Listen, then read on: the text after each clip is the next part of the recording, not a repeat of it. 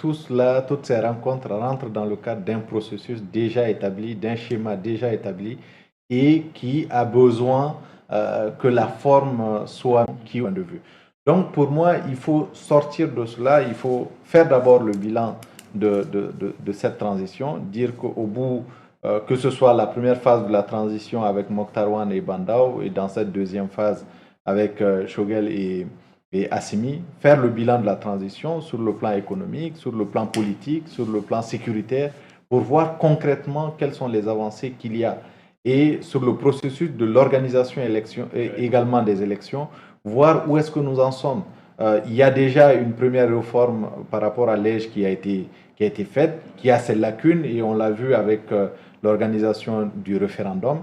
Et il s'agit de voir les autres aspects de l'organisation des élections, le fichier électoral, les questions liées à la Cour constitutionnelle qui ne sont toujours pas vidées, et surtout le rôle que l'administration territoriale va être amenée à jouer. Parce que d'une part, on fait une réforme en disant que l'EJ est l'organe chargé de l'organisation des élections, et en même temps, dans le cadre de l'organisation ou de l'anticipation de cette élection, on fait recours encore à l'administration territoriale, comme pour dire que la réforme sur l'EJ n'est pas encore effective en réalité.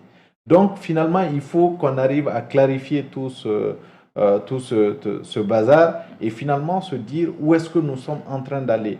Est-ce que nous allons organiser les élections? Si oui, dans quelles conditions, avec quels acteurs il faut le faire?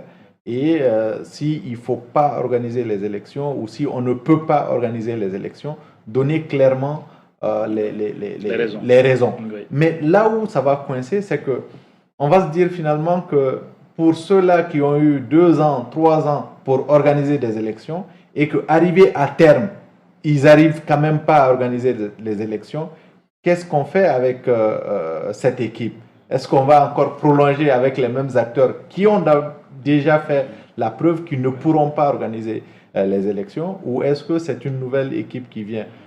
Si c'est une nouvelle équipe, nouvelle transition, est-ce que les engagements que nous avons eu à prendre, nous pourrons les poser ce problème, créer plus de problèmes en réalité Est-ce que pour vous, on doit même poser le problème d'organiser ou pas?